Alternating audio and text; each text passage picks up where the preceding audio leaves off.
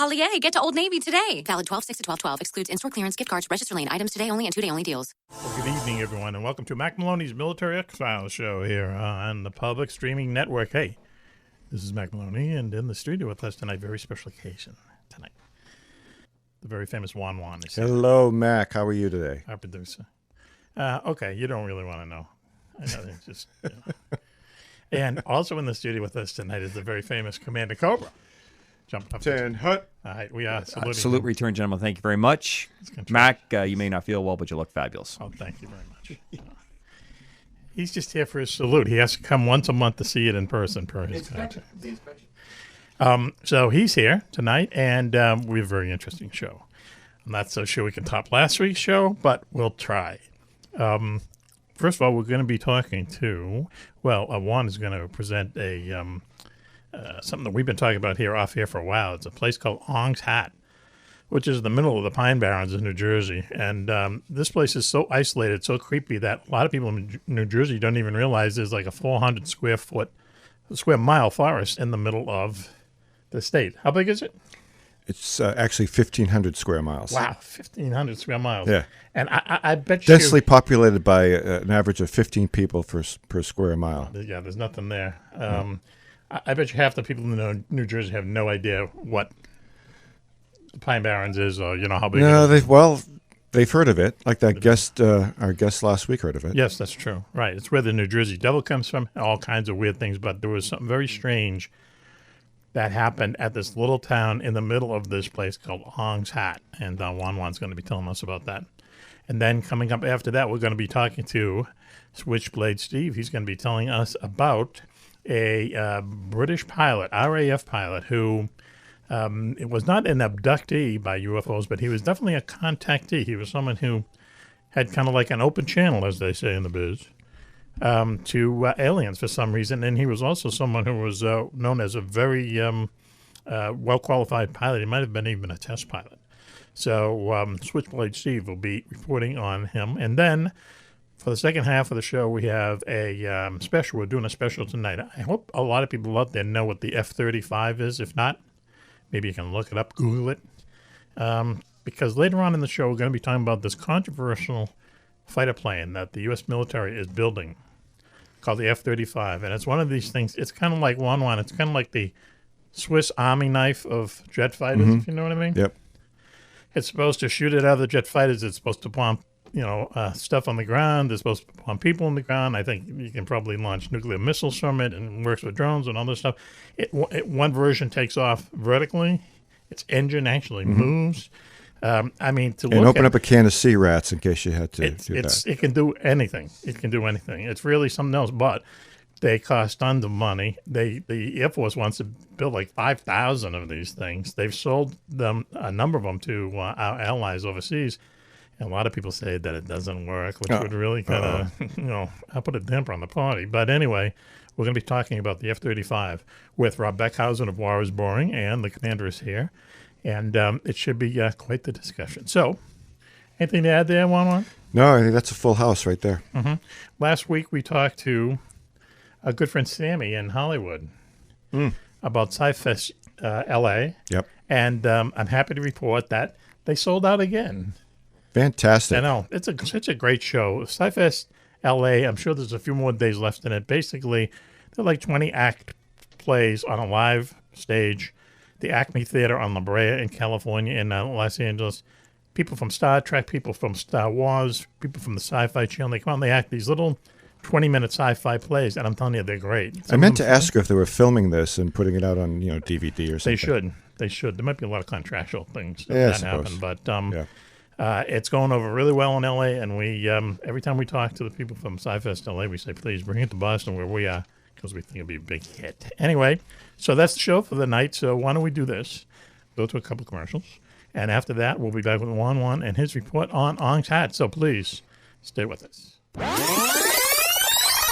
Welcome back, everyone, to Mack Maloney's Military X-Files show here on the Public Streaming Network. This is Mack Maloney, and in the studio with us tonight, once again, very exciting, Juan-Juan is here, and also Commander Cobra in the studio with us tonight for our big F-35 debate coming up later on. But first, Juan-Juan, we've been talking about this for several weeks, And I just know of this place. I did a chapter in a book that I wrote called Beyond Area 51, still on sale everywhere. And I had someone had a DJ who I knew at a station down in Philadelphia actually turned me on to this place because their studios are actually in the Pine Barrens, and they broadcast across some river, the Delaware River, to Philly or something like that. Yeah. So they weren't really in Philly. So this guy had to like drive through the Pine Barrens, every night. He was on at midnight. And I had a couple friends of mine who were in the music biz who were guests of his, so I had to give them directions to go. And they saw UFOs and ghosts and everything in this place, So they had the full experience as well. Wow. But it's supposed to be this enormous, it is enormous, 1,500 square miles in the middle of New Jersey, and it's haunted. It sounded like at one time, or maybe soon, it might be a federal wildlife preserve or something. It's really a real place, and it's called the Pine Barrens. It's in New Jersey, and it's noted for its lack of interesting vegetation other than man-eating plants like Venus flytraps and things like carnivorous plants of some sort. And the sand is the ground is too sandy and too acidic to really be hospitable for farming and anything like that. But it's out there along the New Jersey, the Garden State Parkway in New Jersey. I don't know what exit it's off of. Do you know what exit? No. I'm not that familiar with New Jersey, but I know that it goes on for quite a while, and that a lot of people take that that route into New York, obviously, and down to Florida and so on. And really, a lot of people don't realize that it's on the map. Yeah, it's on the map, but you go right through the middle of it. And we had our guest on last week told us 2 weeks ago, and her name was Angeline Rose Troy. Troy, right? Yeah, beautiful actress from out in Hollywood. She was from New Jersey, and she said every time she drove through there, she got the creeps, and a lot of people have said that as well. Yeah. I can imagine doing it at night. So, anyway, do you have like a little history there with this place, or? Well, I have a sort of a contemporary history. It goes back to say the 1700s, because it's been such a weird place, and they say there's all kinds of ghosts there and whatnot, and it's noted, and this is something I never knew. It's noted for the New Jersey Devil, and I was wondering where the hockey team got that name. But this New Jersey Devil was born in 1735. What was the New Jersey Devil, you may ask?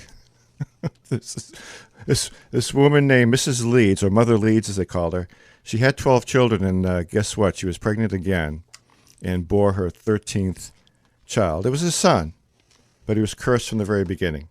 And you could tell he was cursed because he had a very weird look about him. He had, I have a picture of him here on my computer, but he had the body of a serpent, the wings of a bat, head of a horse or goat, and a devil's forked tail, and some cloven hooves, by the looks of this illustration that I have here.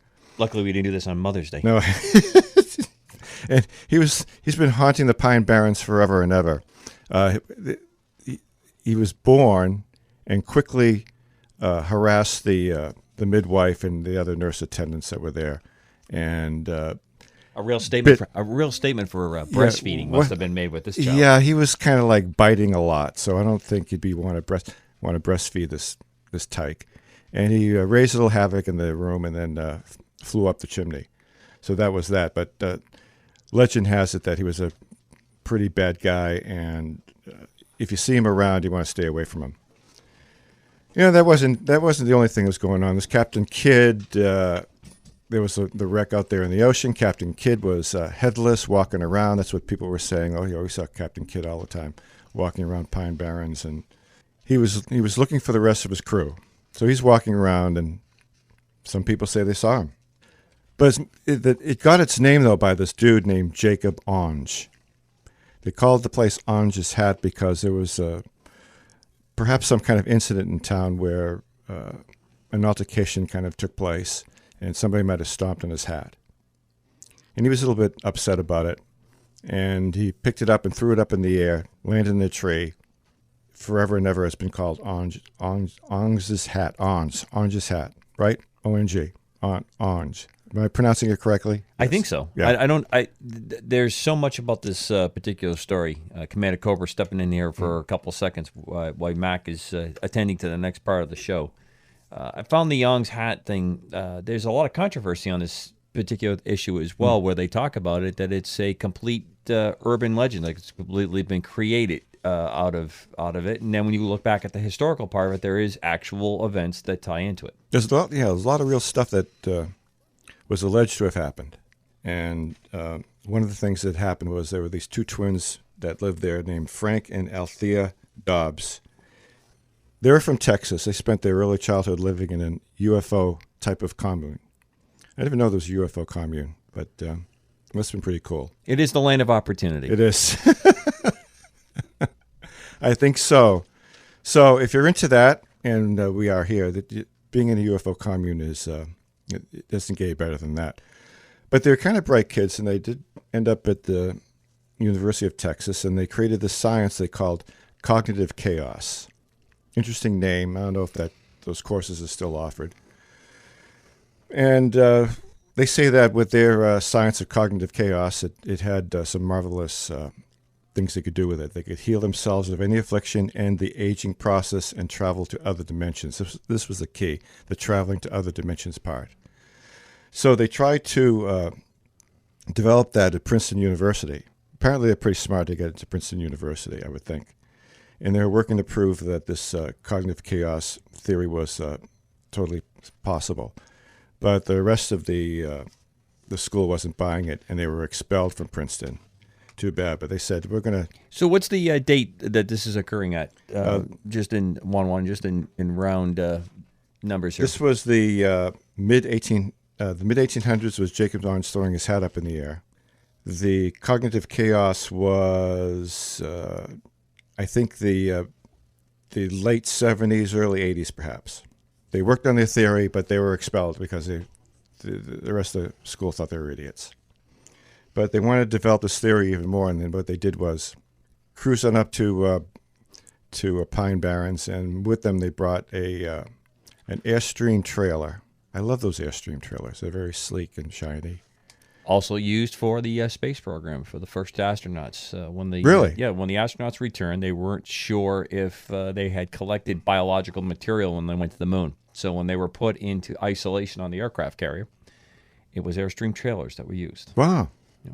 So you see those pictures of them. That's where they were kept in quarantine for, I forgot how long it was. It was a good couple weeks, maybe a month, until it was proved that obviously there was nothing biological on the void of the moon. But for those of us that believe we did go to the moon, that's a completely return to a different story at a different time.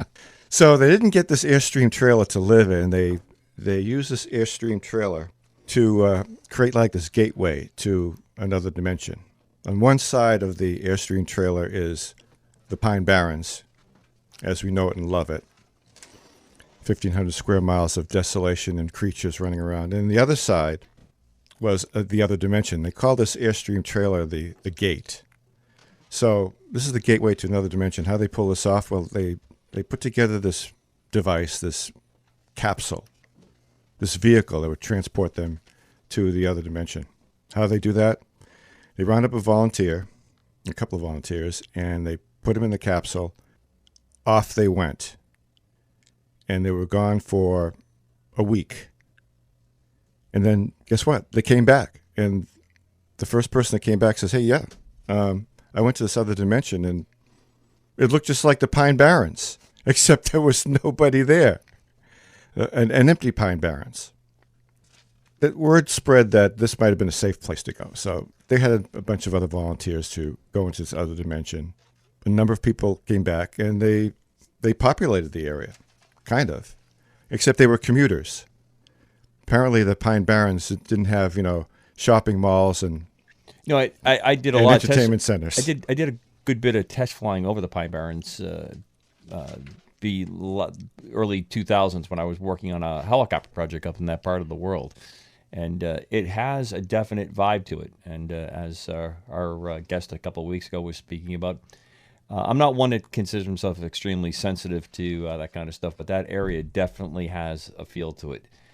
So if it works on someone as obtuse as me, it obviously has something going on there. It's a very, very interesting place. And starting from, when you go back to the history, starting with Native Americans, what's recorded there all the way up. I find it interesting that our two Texas twins here come up. They're at Princeton. Yep. For those that may not know the Northeast and East real well, a college of extensive reputation in Absolutely. New Jersey, just a short distance up the road. I'm wondering if the twins found out about the Pine Barrens, why they were at college, why they were at Princeton, or if that was the reason why they wanted to go to Princeton. Well, I would bet with the twins probably kept it a little bit on the QT so they could surreptitiously study their craft, but use the resources of the university.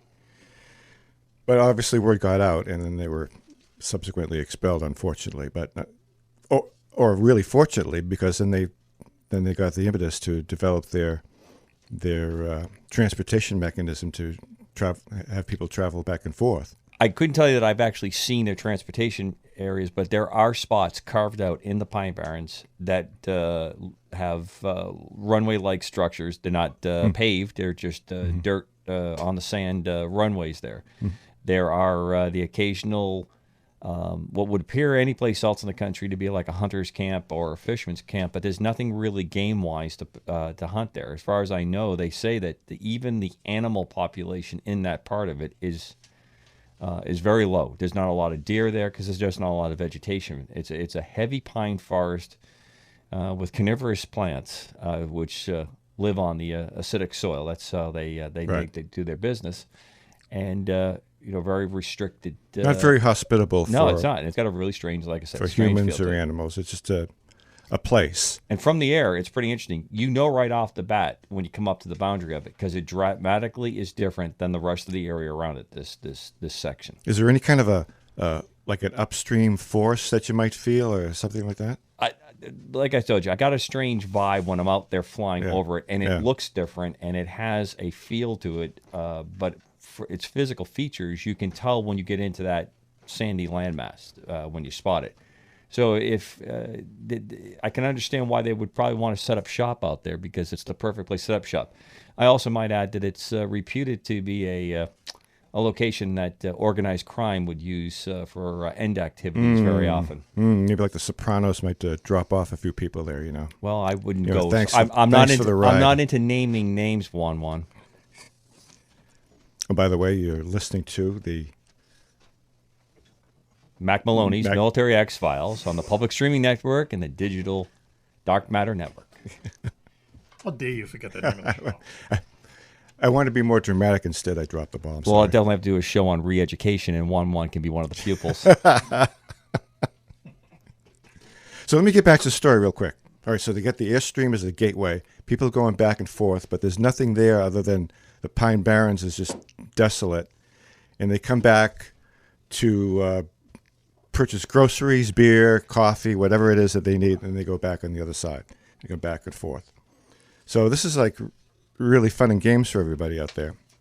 But then something weird happened, and up the road from Pine Barrens, well, located right near Pine Barrens is Fort Dix, and there was some kind of chemical leak in the area that the folks at Fort Dix thought was that they might be responsible for.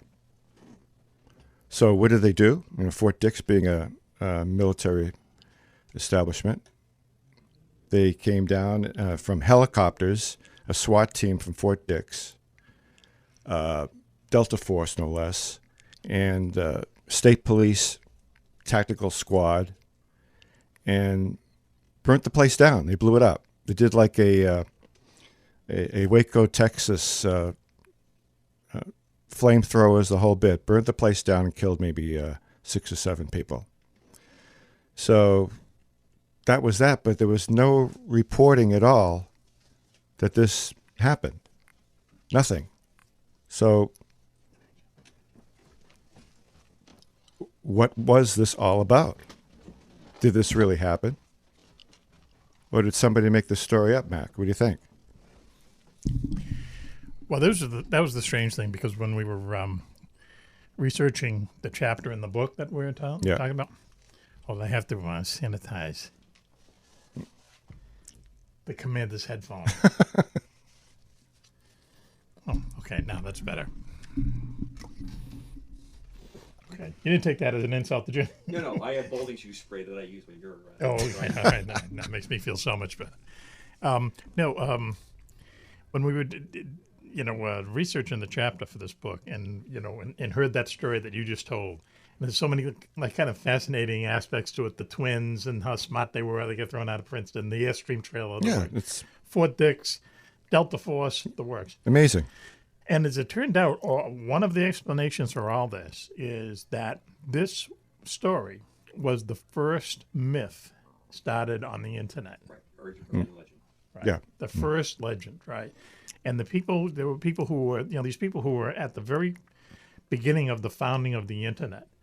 Some of these people, were kind of way out thinkers, and they thought, well, look what we have here. And they were right in a way. And they said, if we start kind of planting these stories around, back then it was bulletin boards, which, I just barely remember bulletin boards. But it's where people used to just write and leave letters and messages for each other, right? Yeah, Right. They started the story about the twins and Ong Hat and so on. And what happened was exactly what they wanted to happen, because the only way that you can really explain it is like that kid's game where I think it's called telephone, where one kid says something to the other kid and then they pass it on, they whisper it. By the time and see how accurate the story is at the other end. at the other end, exactly, because people keep adding to it. Right. And that's what happened. And this story like blossomed, and it's exactly how the people who started it wanted it to be.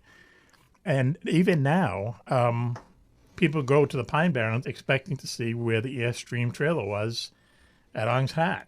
So it in a way, they want you to believe they're kind of eggheads in a way. And they'll probably experience or see some of the things that took place, and then embellish it in their own minds, and then right. Yes, exactly. repeat it. Now this is in the middle of a place that is freaking haunted anyway. Yeah. So you're going to go there, and something weird's going to happen, and you're going to go, oh my God, look, this is all true, But it was just interesting that what the people way back in in the Stone Age of the internet said, let's see if we can kind of light this fuse and let's see what happens, and that's what happened, And to read the detailed story of Ong Hat, it's creepy,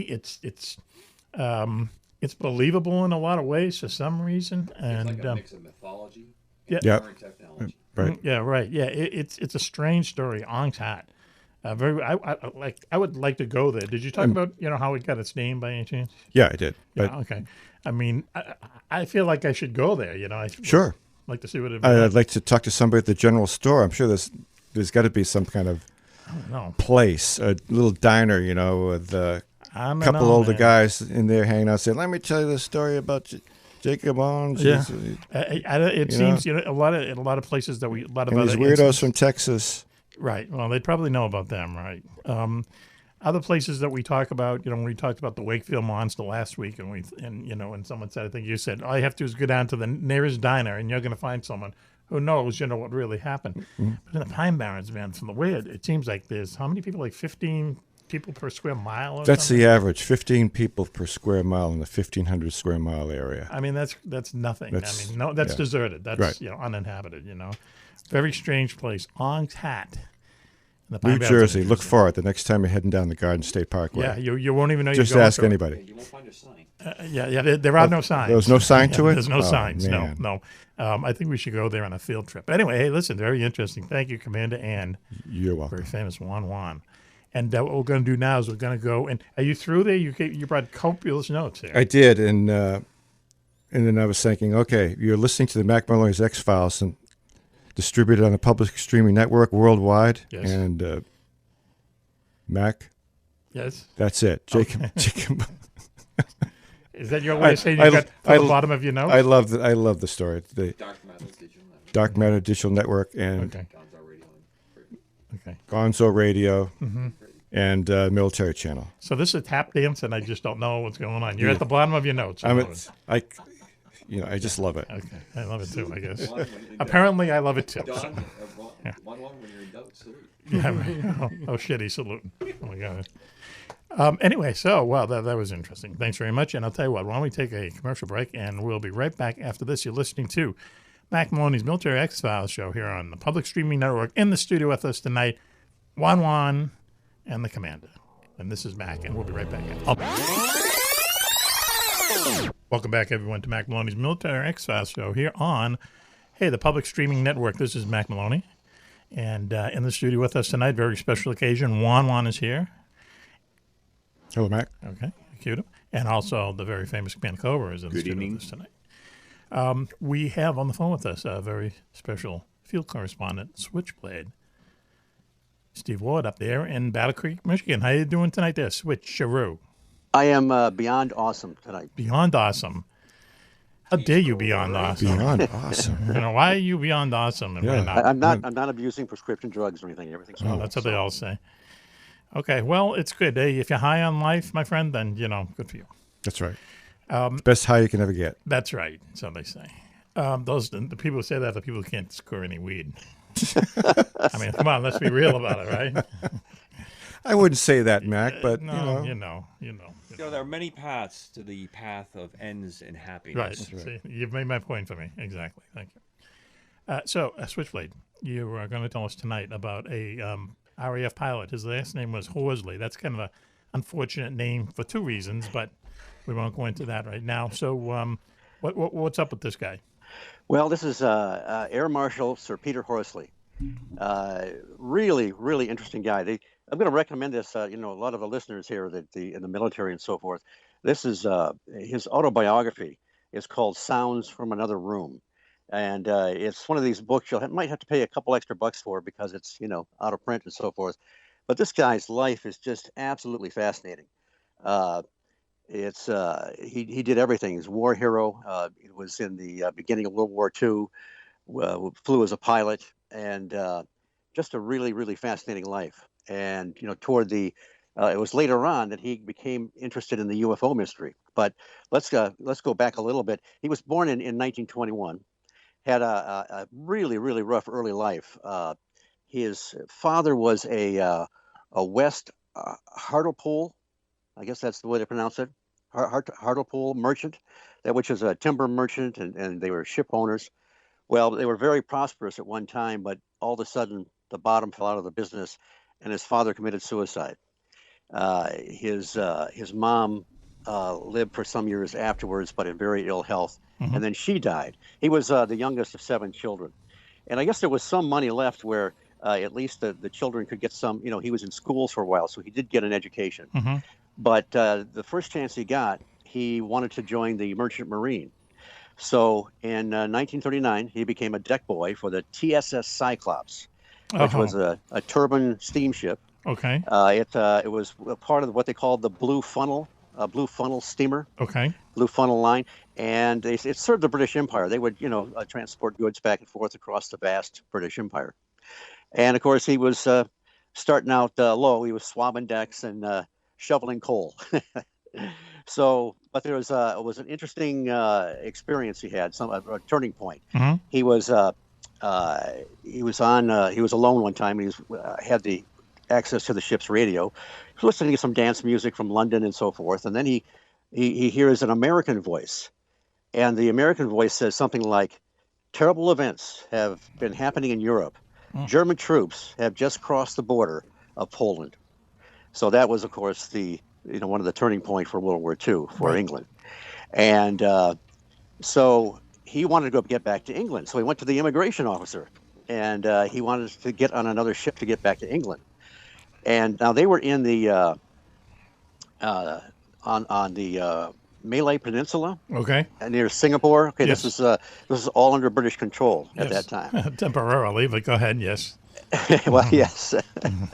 And he went to the immigration officer and he said, "Sorry, you're going to have to stay aboard the ship until this emergency is over." And God only knew how long that would be. Only the British would call World War II an emergency. That's right. Okay, please.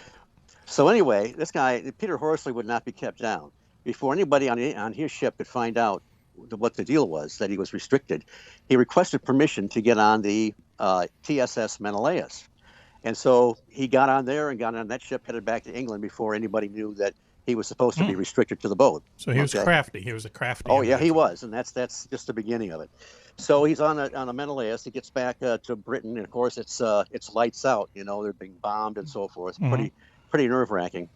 And then he finds out that the merchant navy has become a restricted occupation. So they told him that he would have to stay there for the duration of the war. So he said, "Well, the hell with that." So he got a request sheet for leave, took off, and didn't come back. He deserted the merchant navy. Yikes. Which I thought would be, would just end his career, but apparently not. In reading his autobiography, the only thing that restricted him from, he could not get into the British Navy because he had done that, but there was no restriction on him getting in the RAF. So that I don't understand, but that's the way it was. RAF is the Royal Air Force, the Air Force of Britain. Right. So that's kind of what he wanted to do anyway. So he was very, very temporarily in the Home Guard. You know what that was? Oh, yeah, sure. Yeah. Did you guys ever see Dad's Army? It's a classic British sitcom where that, anyway. Oh, wait, no. Some of our listeners don't know about it. But anyway. Juan-Juan? No. Okay, go ahead, please. Okay. He became an air instructor. He was all over the place for a while. He was in a training school in Alberta, Canada for a period of time. Came back to England, and he was in 21 Squadron, flying Mosquitoes. Okay, yeah, interesting airplane. They're made all of wood. They're the fastest airplane in World War II. Commander, yes? The Mosquito? Yes, it was. They were made of wood. Wow. And Not all wood. Not all wood, but a lot of it wood. Made it lighter. Two big engines on it. And the secret was the glue. They had a secret of putting it together. Germans, for the entire 5 years, tried to figure out how do they do this. Okay, they finally caught one. Not to step on your report here, Steve, but no, go ahead. One of them crashed. The Germans took it apart, and they say, "Wow, it's made of wood, and it has this top secret glue that's doing it." Now we'll make a bunch of them because there's more forests in Germany than there are in England, and we'll have this whole enormous fleet of very fast flying.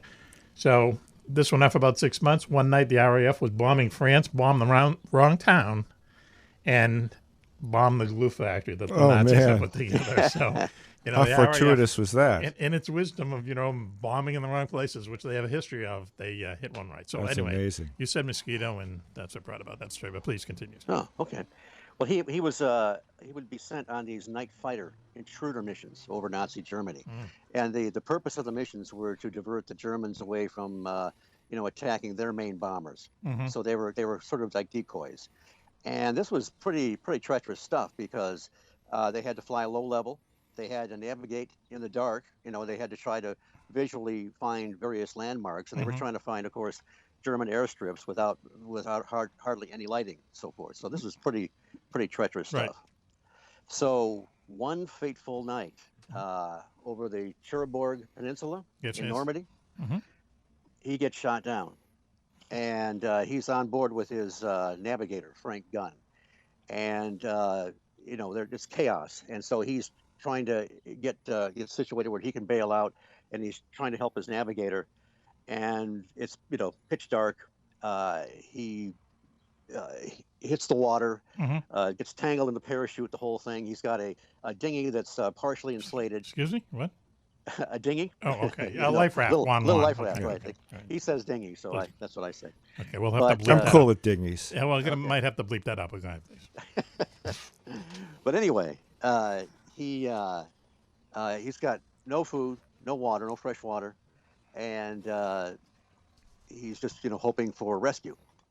So get rescued by the good guys before the bad guys show up. So not too long after that, he hears the roar of some airplanes, and he wonders Messerschmitts or Spitfires, and then there were Spitfires. So they think, oh, I'm home free. They're British planes, right? Right. That were pretty instrumental in beating back the Nazis. Yes. Of course. But anyway, nothing happened. And it turned out, he found out much later on after he was rescued, that those Spitfires never returned. So they did spot him. They saw his position apparently, but they never made it back. Wow. So 3 days go by. He's out he's in his dinghy out in the He's in his dinghy. Okay. He's in some really rough weather too. I mean, he gets thrown out of this thing several times, has to climb back in. He's exhausted. Wow. And then toward the end of this ordeal, all of a sudden, it's almost like he's having an out-of-body experience. Everything becomes very quiet, and he's very peaceful. he looks over and sees a man named Trevor Wood, which is fine, except Trevor died 6 months earlier. And then he looks over and he sees his navigator, Frank Gunn, who apparently didn't make it either. But shortly after that, he was rescued. He was barely conscious. Took a while to recuperate. But anyway, it was quite an experience. Right. Can I just remind everyone you're listening to Mack Maloney's Military X-Files show here on the Public Streaming Network. We're talking to Switchblade, Steve Ward, about Wing Commander Horsley. His name was Horsley. What was his first name? It was probably like Peter. Oh, Peter. I thought it was like Right. Jeeves or something. But okay, please. And so at some point, he's going to meet some UFOs. Is that right? Here? Well, that's right. This is where the plot thickens. Okay. Now he becomes I think the word is equerry to Prince Philip, part of Prince Philip's entourage. Oh, okay. Which was pretty powerful position. Yes. Now, this is early 1950s. Okay, and, so he survived the war, and he did whatever, and then he became Right. attached to Prince Philip, Exactly. who was the husband of the Queen. Is that correct? I think Yeah. so. Yeah. Right. Right. Yep. Yeah. Okay. Okay. Okay. Yeah. And Is that right? Wait. Is that confirmation there? Yeah, and he's very interested in UFOs as well. Oh, right. Okay. All right. Well, Right. Exactly. You know what they say about the Queen? If that's the Queen, what's the witch look like? Come on. Let's go. What? Okay, please continue. Steve. Okay. I'm looking for my snare drum, and I can't find it. For all our British listeners, I apologize on behalf of Juan-Juan and Commander Cobra. Yeah, we had nothing to do with it. Why don't you do that at the end of the show? And okay, everything will be included. Go ahead, please, Steve. Okay. So moving right along, he was Peter Horsley. Sir Peter Horsley was fascinated by UFOs. This is early 1950s. Of course, Kenneth Arnold sighting 1947. And the thing is that he was finding there were a lot of credible reports that were coming from airmen like himself. So I mean, he had that experience. He knows how these people are trained, and he knows that they're people that should be listened to. There's also another Sir Frederick Browning was another part of this entourage. Yeah, Yes, he it was a very famous test pilot over there in Right. England. They were they really bonded because of their their flight experience, and he was also very interested in the flying saucers. Horsley had a very objective approach. He was very interested, very level-headed. At one point, he actually met George Adamski, who was the famous UFO contactee, supposedly, that met a Venusian in the California desert. And along with Desmond Leslie, who was Adamski's co-author. Desmond Leslie was a Brit. And he thought Adamski was a charlatan and Leslie was gullible. So he was not, Horsley was certainly not just open to any kind of report. Right, sure. But he did investigate the Gander UFO incident. Oh, we talked about that a few weeks ago. Yeah, right, sure. A fantastic radar visual. I mean, case. yeah, real quick. I mean, that was a bunch of it was a military airplane returning from Europe, coming to the United States off of Gander. It was actually full of pilots, this particular airplane coming home on leave. And this enormous UFO came right up out of the sea and flew parallel with it for about a minute and then took off. Everyone on the plane was debriefed, and then at the very end of the debriefing, one of the pilots was shown a photo album and of all different kinds of UFOs, and he says, "Please tell us which one you saw." And there it was, and he said that one, and they get up and they left. One of the best UFO sighting incidents ever, right? I think. Multiple witnesses and radar visual confirmation on the ground. Right.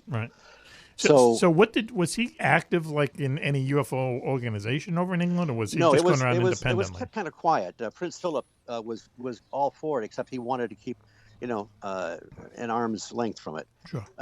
But he, for example, there was a Sir Arthur Barrett who introduced him to another interesting figure, General Martin. Okay, General Martin was believe very much in ET and so forth. Well, this is where it gets weird. Martin arranged for Peter Horsley to meet a Mrs. Markham at her Chelsea flat. She had some information on UFOs or whatever. Okay. So there he goes, and there he meets a very strange individual named Mr. Janus. It's in a dark room. He never gets he says a very good impression of Janus. He gets it's very dimly lit. It's just kind of an odd situation. And they're talking, and this Janus is he speaks very definitively, as if he has all this information on UFOs. Yes. He says that they definitely look like us. They're exploring the outer reaches of their galaxy. Most of their vehicles are robot controlled. He's not speaking as if he's speculating. It's almost as if somehow he knows this. Okay. And the thing that unnerves Horsley a little bit is that this guy almost seems to be able to read his mind. He's anticipating the things that he's thinking and responding to them ahead of time. Now, it could be that somebody's, sometimes people are just very skilled at reading people, but Horsley just got a really, really odd impression of this guy, and thought maybe there was something to it. I mean, he really had the impression that this Mr. Janus may actually be otherworldly, but he didn't jump to that conclusion because he was pretty grounded. And so he was a vice. What was that Horsley's rank?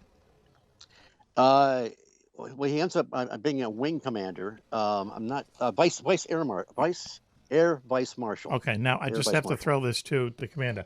That's very, very high up in the ladder, correct? What's that? Well, that's right. He can't hear the show. A vice air marshal in the RAF. Okay, so this would be like some really high poopa at the multiple like admirals or general. The admirals or generals. So this is someone at the Pentagon. Juan-Juan, who is deeply into going around and meeting all these people who, claim to know stuff from other planets and so on, That's why he was, Sir Peter was detailed to the royal family. Okay. For a portion of his we got to get 3 microphones in this friggin' studio, So anyway, this is some guy who is going around. He's not just some chump, He knows his stuff, and also you have to realize, too, that the protocol of these things is that just like it is over in this country, if you get caught, talking about UFOs and stuff like that, it doesn't do your career very much good, So Yeah. Okay, so please continue, Switch. Okay, so he leaves this meeting very kind of just unnerved, didn't know really how to process it. He goes back and makes a full report to his superiors. Browning is really interested in this. He wants to go back and interview this guy. He wants to get a hold of this Mr. Janus again. So Horsley tries to get a hold of this General Martin again, but all of a sudden General Martin has become very aloof and very hard to get a hold of. So I say, well, the heck with it. He'll call this woman's apartment. Can't get an answer, no matter what he does. So finally, in desperation, he goes back to her flat, and it's completely empty. It's the old typhoid Mary. Nobody there. Yeah, it's just classic. And so he was very he was very level-headed about it. He thought, well, maybe it was staged, maybe it was set up somehow. But then you ask, why? Why would anybody do this? So what was the most important piece of information that this Janus character gave to Horsley? Just that they were intelligent inhabitants of a planet. He said that they were simply exploring, as he put it, the outer islands of their galaxy.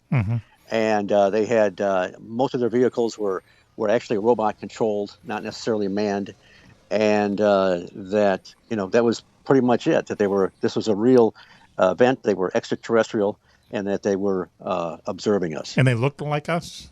That's what the impression. Yeah, he didn't really say specifically, but that's the impression he left with. They were very similar to us. Old, fat, and bald. And they talked English. Apparently, either that or Mr. Janus could speak their language. Good question. Who knows? So what did Horsley do with this information? I mean, he went back and told his friends, but did he ever write a book or anything about it? No, he actually didn't release it until he wrote this autobiography, which came out, I think, originally about in the 70s. So he kept completely quiet about this for decades. Wow.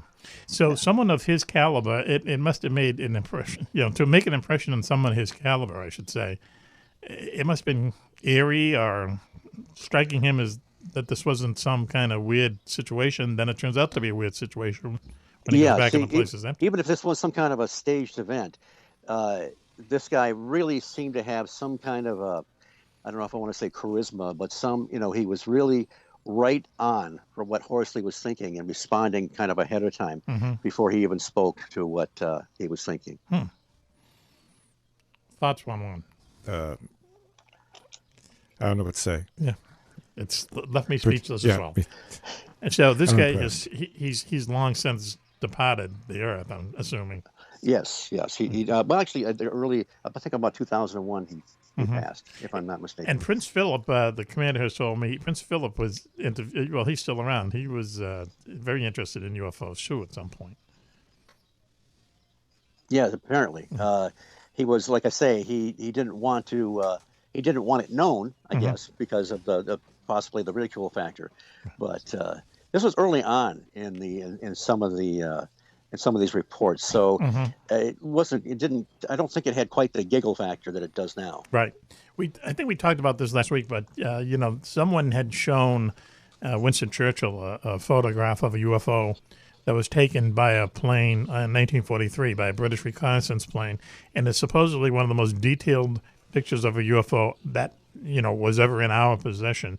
He told the British intelligence service to keep it under wraps for 50 years because he thought that all religion on the planet would be, let's say, destroyed, or because people would start asking questions. Well, if there were people on other planets, who saved them? Do they have original sin? Do they have religion? Stuff like that. Instead, the British intelligence actually destroyed the photo. So I know, and you got to give the British credit. They do put out a lot of their UFO documentation, things that they've studies that they've done, sightings that British military pilots have made. The United States keeps all that stuff secret. British actually release it on a fairly regular basis.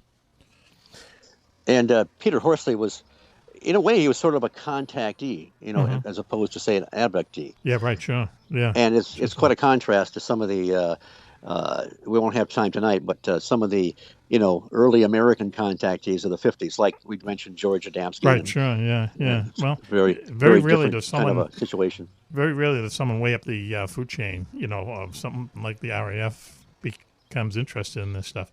Commander. Well, I think the most impressive part of this is the body of the record that he has put forward on this. And once again, tying into some of Mack's previous writings, it always seems that this seems to reach a peak when we have a major conflict going on. These events always seem to come up. Switchblade, I wanted to bring to your attention the night that we're taping the show here. This is the anniversary, the 54th anniversary of Scott Carpenter and the Mercury program in orbit. And I was, getting ready for the show tonight and doing a little looking around, and he saw fireflies and claimed to have seen a saucer-type vehicle outside his capsule at one point. Now, they did jettison a balloon, which was later attributed to being the device, and they said, the curvature of the window on the capsule and it was dirty and all that kind of stuff. But it got me looking into some stuff, and I think it's something I'd like to get to your attention.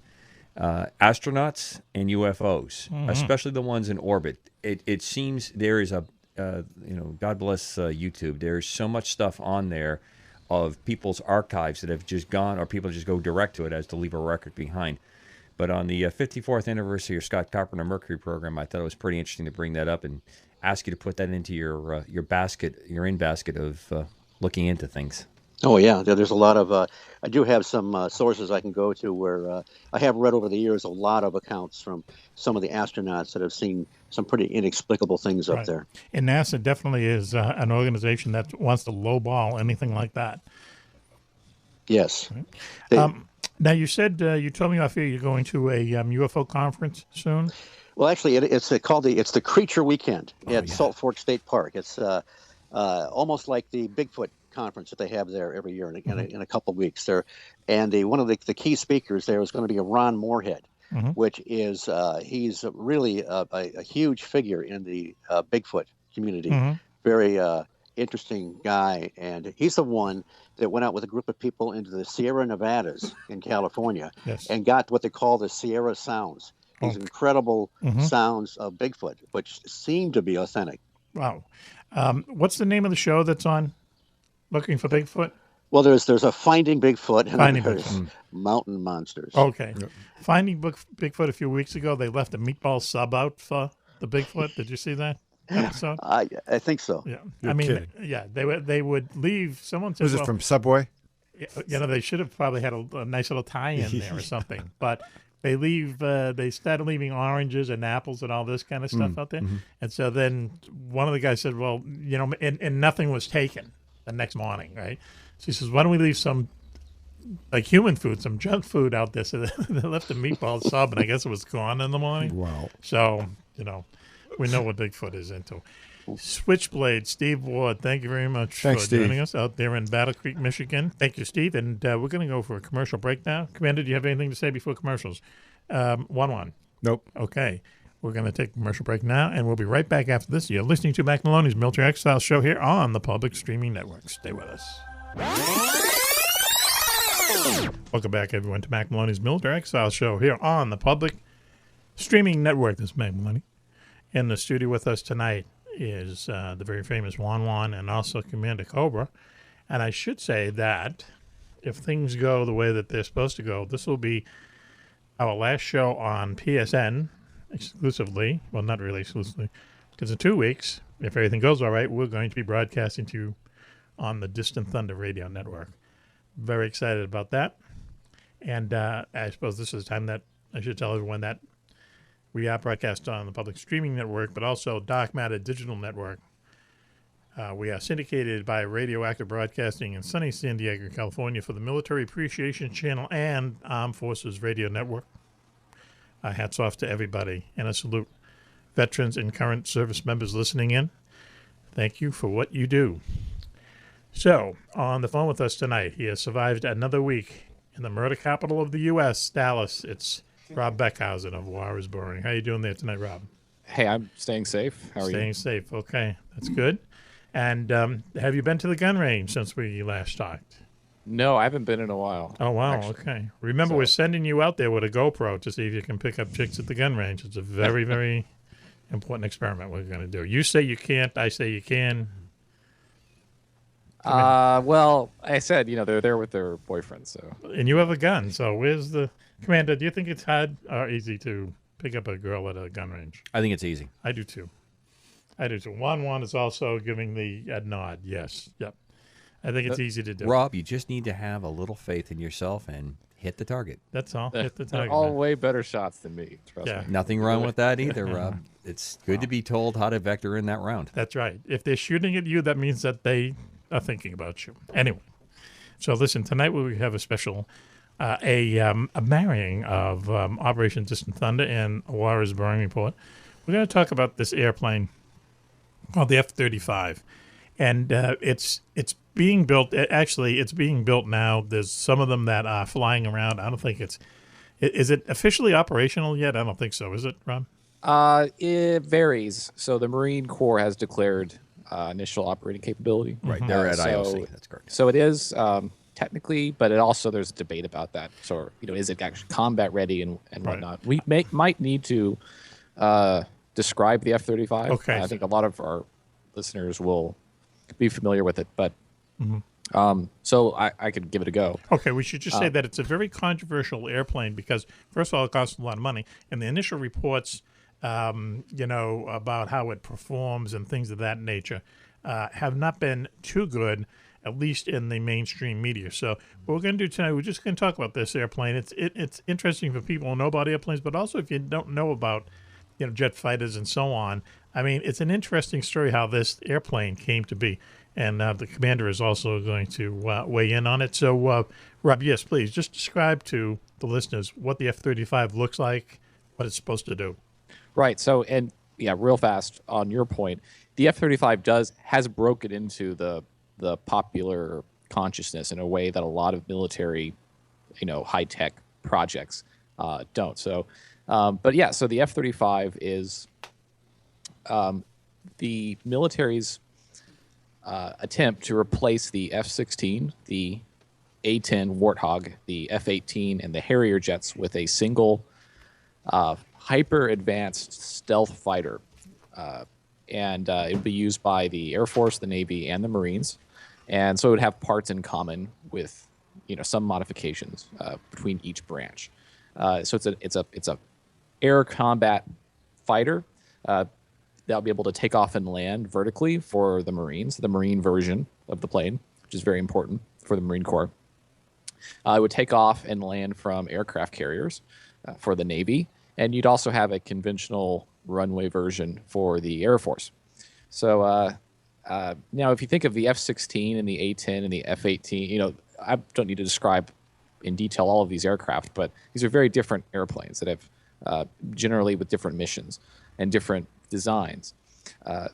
the F-35 combines all of these into an air superiority fighter, a bomber, close air support plane capable of electronic warfare, all of the above. The plan is for the F-35 to do it all and have all these sophisticated bells and whistles, tricked out radar, to give it a technological edge over everyone. So we're going to build, the United States will build 2,500 of them.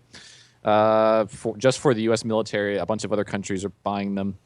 They will last through the 2070s, and Lockheed Martin is making it. So that's my objective, journalistic, neutral take on it. Now I write and edit for a website called War is Boring, and we're very critical of the F-35. We don't think it's a very good idea. We think it actually that understates it. We think it's a disaster, engineering-wise, design-wise. So, Rob, if I can interrupt you, you think the name should not be Lightning II for the F-35, it should be Titanic II? It would be, it's as if the Titanic, The most engineered ship to set sail that had a unbelievable disaster on its maiden voyage. That's the reason why I picked it. But if we kept building Titanics and kept sailing them into icebergs over and over again, that might come close to it. So I should probably talk about why I think it's a bad idea. So the design of the aircraft. When we talk about these four different aircraft that it's replacing, the F-16, the A-10, the F-18, the Harrier, these are designed differently because they're optimized for different missions. Now, when you combine these different missions and into a single airplane, you have to make trade-offs. And you have to make compromises. Absolutely. So, for example, the Marine version of the F-35 has a vertical lift fan in the middle to allow it to take off and land like a helicopter. And it also adjusts its rear nozzle on the engine to give it the jump. That's right. Yes, but the lift fan is crucial because it makes the airplane very fat in the center of the fuselage. You also need smaller wings to help it, lift and take off vertically. The Air Force and Navy versions do not have a lift fan, but all three of them have the same shape. They're designed to be compatible with spare parts and that sort of thing. Right. In theory, make it cheaper. Yeah, commonality is critical here. Right. But when you make it fat, you give it little tiny wings, little chicken wings on an airplane. You can't maneuver as well because you need large wings to generate lift, right, to make turns. Correct. So you have a plane that does not have, for the Air Force and the Navy, planes that do not have a lift fan but are compromised in that sense. They're less maneuverable despite not having the lift fan at all. So are you saying that the Marine wing is the same size as the Air Force and Navy variant? That's not quite. I believe the Navy version has a slightly larger wing. It does. That's correct. Yeah. I just want to make sure we were getting our facts straight. Right. But as a dogfighter, you're in trouble because you have to be highly maneuverable. And in a turning battle... But do you have to be highly maneuverable if you have the systems that the F-35 has on it? That's a very good question. I mean, if you're going to compare apples to apples, the F-16 can highly outmaneuver an F-15, but the F-15 would never allow an F-16 type aircraft to get close to it. So I understand your generalization on that, and I have similar concerns when we come in with one aircraft to replace all the others. But I think one of the things that you have to throw in there in that beginning description of the aircraft is this aircraft is not a revolutionary increment on the scale. We're skipping about 2 or 3 steps, and we're putting an evolutionary change out there to fit what the Air Force primarily is leading here as the future air battle and air maneuver battle of order. Using a integrated, digitally networked, digital CAS, digital ISR, so that the ability, ultimately, the way they're going to answer something like the close air support is the soldier who sees the target is going to be able to communicate in that system and have the F-35 target it, literally, and let that weapon system go because it's all part of the network. Wow, snap, Commander. Well, okay, so the fighting in the air and fighting from a distance with all of the digital sensors and advanced sensors and close air support are two different issues. So if I could address the air-to-air issue first. Yes. The Pentagon and the Air Force in particular has long had a passion for fighting beyond visual range. So the argument is that the F-35, yeah, it's not as maneuverable as an F-16, but it'll be able to shoot down anything from long range before it gets close. So it's not really an issue. But I doubt that. I doubt that quite a lot. Now, And this is so- where I'm gonna come on your wing here a little bit, Robin, and say that historically we've had BVR capability for a long time, but we've never used it because we're always afraid we're going to take down allied or friendly our own folks because we don't do the visual identification. BVR, beyond visual range. You can't trust the IFF identification, friend or foe. Yeah, I mean, that happened in Vietnam too. So they It's stopped doing happened it. even more recently some places like Iraq, where we took out Black Hawk helicopters because we were convinced with the human person in the element that two Black Hawks that were carrying a number of American service people moving from northern Iraq to central Iraq were Hind helicopters or HIPs. And they were shot by a BVR, shot by an F-15, directed by an AWACS. So it's happened very recently.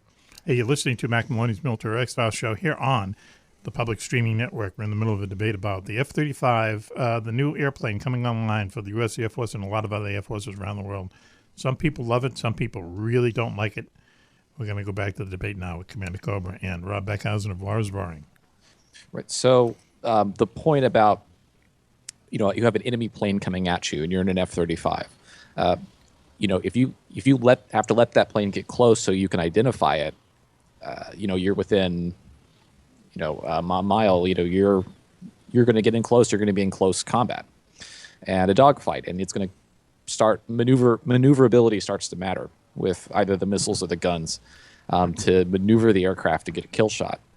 And the fact that the Russians and the Chinese know that the F-35 is at a disadvantage here, they will do everything in their power to exploit it and to get as close as possible in an air battle. And so, that it can fight at long range, and these technological solution will solve all of our, air-to-air combat problems. I just don't believe it. Now there's also close air support. Rob, I'm gonna give you tip of the hat, salute, kudos on that because we constantly have been down this road before. One of the things that the F-35 has on it is it has an internal gun system on it. It doesn't have very many rounds on it, but it has an internal gun system. And when the F-4 came out, and the F-4 was touted exactly the same way in 1960s, late 50s, 1960 terms, they didn't put a gun on it because missiles were going to take care of everything, and dogfighting was no longer going to be an issue. And then what happens? Russian aircraft, in many instances, Russian pilots, Chinese pilots, and North Vietnamese pilots tangle in far less inferior airplanes in almost every category, except they were almost as fast, if not faster, had a gun, had a very simple missile, and they could outmaneuver the F-4. And we had what? Not trained for this mission. So that's a point that I want to bring. By the time that Vietnam came along, we had not. You're right. They expected the F-4 Phantom to be one of these airplanes that would go up very high and shoot incoming bombers from miles and miles and miles away. And the pilots never had any training. And Navy pilots, same thing. And I think at one point in Vietnam, our kill ratio was 2 MiGs for every one of our airplanes, which everyone says, wow, at least you're winning, 2 out of 1. That's horrible. It was 10 to 15 to 1 in Korea, and we were something like 20 to 25 to 1 in World War II. Right. It was just a horrible situation. And you're right. They said the same things about the F-4 that they're saying about the F-35. So to throw the other part of this, though, Rob, the technological change, as I said before, not in line, not a generational kind of. They're really inking this thing up 2-3 evolutionary leaps up there. I think this is why they held on to the stealth as much as they did, to give the ability that it's not going to be easily seen, that it's not going, and it's going to be linked digitally to the other aircraft that are around it as they come up, which leads me to throw in early in this discussion, there is no way in heaven this is going to be the only aircraft that we produce. Of course, at this cost, I don't think it's going to be very easy to bring additional aircraft in. It's a very expensive platform, but it's going to bring about a low-cost fighter. We're going to repeat what we've done a number of times before. So let me.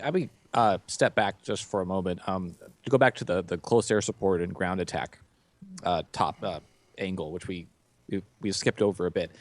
So to your argument's credit, I don't think it's the worst ground attacker in the world. And so one of the big criticisms of the F-35 is that it can't carry a lot of bombs. It carries it internally because of the stealth, which we talked about. Right. But with precision-guided weapons that we use now, I mean, this isn't Vietnam. This isn't World War II anymore. So you can do a lot more than you used to with less. So with the sensor fusion and with the ability to integrate with troops on the ground, with other aircraft, if you want to blow up a building or a bridge, you can do that. And you can do it with a pretty big bomb. You can fit 2 really big bombs inside this thing. As a close air support aircraft, I'd say it's about as good as the F-16. And we do have. I mean, so there are some critics like Pierce Spray, who goes way back in the Pentagon and had a role in the A-10, the F-16. Right. He says, multi-role aircraft. You build a multi-role plane, you're sunk from the beginning.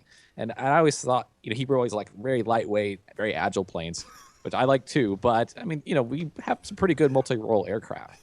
Now, I don't know if we need a super expensive stealth, do it all, airplane when you could have cheaper options. It's just there's Well, let's go back to your numbers, though, Rob. You're talking about 2,500 of these in the inventory of the United States alone. Probably another additional 2,000 spread across mostly NATO allies and probably some of the other trusted ones like Japan and Korea at this point. In the Middle East. Well, the Middle East, that's an interesting point. We're not going to see them in the Middle East anytime soon because Israel is going to get them first, and theirs is going to have them for about 10, 15 years to maintain. And then it's to keep the quantitative edge for the Israelis ahead of their Arab neighbors. Yep. But it's going to be exported to a lot of different places, and a lot of different countries have already kind of gone in on this thing. And now with all this negative press, I just want to, if I can jump in here, I just want to read a little bit of research I did today. You're listening to Mack Maloney's Military X-File Show. You're in the middle of the great F-35 debate. I just looked at this, Rob, from like a historic point of view. And I didn't really have to spend too much time, researching it. All I had to do was Google criticism of historic fighter planes or something like that. Like, for instance, there was criticism of this one particular fighter that said it was too large to be a dedicated dogfighter and too expensive to procure in large numbers. Let me guess, F-15. F-15, and the F-15 turned out to be the most successful fighter in history. It's never been shot down. It's like a 100 to 0, kill ratio, mostly because the Israelis knocking airplanes out of the sky, and they built hundreds. I think it's in the thousands for only quote unquote $43 million a piece, which is cheap these days. A bargain at twice the price. All right, here's criticism of another plane. This plane was opposed because it was too lightweight and cheap, relying only on a single engine. I'm guessing F-16. F-16 is right. F-16 turned out to be one of the, other than the F-15, turned out to be one of the best airplanes ever. And what was the loser airplane to the F-16? That would be the F-17. F-17. Which became the F-18. F-18, right, exactly. Which was absolutely lambasted as a replacement to the A-6, the F-14, and trying to put one common airframe onto the aircraft carrier. Right. And now we're building E&F models, which went through a significant wing problem on them. That's why the wing on the Lightning II here had to have some modifications to get it on and off the carrier. In a little historical nugget I picked up, right when the F-16 and the F-15, they kind of came online right around the same time, U.S. News and World Report characterized both as America's jinxed warplanes because both of them were having, as they say, teething problems. So I went back a little bit more, and it turns out that people dumped on. Now we're going back into the historical kind of aspect of this. Okay, people dumped on the Mustang, the P-51 Mustang. It was a dog when it first came out. Aerodynamically well designed, crap American engine that was put in it. They put a Rolls-Royce engine in it, and it becomes maybe the most popular, the best fighter plane ever. The P-51 can still fly from England, go do battle in the middle of Germany, and come back on its fuel load. And we still don't have fighters that can do that without tanker support. Amazing. There was another plane in World War II called the P-38, and people criticized Which that is the- because it had two engines. Right, and it had a very slow roll rate. It had an incredible air-to-air capability and a ground attack capability, but it didn't maneuver very well, and it was a very complicated airplane to fly. But it is the legacy name. Interesting you bring this up, Mac. It is the original Lightning. Right, the original Lightning, the F-35, that's its nickname. And just going down the list real quick, people criticized the F-86 because it was too slow, and that was basically what won the air war for us in Korea. People criticized the F-104 as being too fast, okay? And it was used as a ground attack aircraft by the Dutch and the Germans. They criticized the F-111 swing wing as being too complicated, and it turned out to be a really good fighter bomber. And the F-4, of course, someone used to, they used to describe it as a truck, and an airplane that looks like someone closed the hangar doors on it. So basically what I'm just saying is that each one of these airplanes has, they go through teething problems, and they get the problems straightened out, and they, perform above and beyond the call of duty, aren't we just going through the same thing with the F-35? Well, you may be leaving out planes that didn't work out. They were called out at the time, and they, either their numbers were drastically cut during procurement. So, some planes that were really good that were cut. So, I mean, the F-22 is a really, really, really hot, really nice air superiority fighter, but we have a lot fewer of them than we planned. The B-2 was cut from. What was the original number? I think it was almost up to 200 is what they were expecting on the B-2. But I think the B-2 is because they wanted a follow-on capability sooner, and they kept the B-1 and the B-52 online. So I think that's and the economics that you're approaching here is a critical part of it, because we are more involved as a citizenry, a nation, in what's going on in this controversy. And of course, just add what we talk about here almost every week about the governmental military conspiracies, the military-industrial complex. This thing stinks from high heaven when you look at this from the outside looking in. Right. One mega company doing this, 2070 we're talking about. We have you can get any information you want, favorable or negative, on the F-35 in a level of depth that is unknown to previous aircraft systems that we've dealt with. Yeah, it's strange. Hey, listen, we're going to take a break now. We're in halfway through our great F-35 debate, and just want to tell our listeners that we'll be back right after these commercials, talking about the F-35 multi-billion, trillion-dollar expensive thing in our defense budget. A lot of people say that it's not worth, anywhere near that kind of price tag. Good. Okay, Commander, you're giving me signals. What are you saying? Yeah, I was just looking for our break because I have to use the boys' room. Okay, all right. Well, this is it. So you're listening to Mack Maloney's Military Exile Show here on the Public Streaming Network. Stay tuned. We'll be right back after this. Welcome back, everyone, to Mack Maloney's Military Exile Show here on the Public Streaming Network. This is Mack Maloney. In the studio with us tonight, the very famous Juan-Juan is here. Also, Commander Cobra is in the house.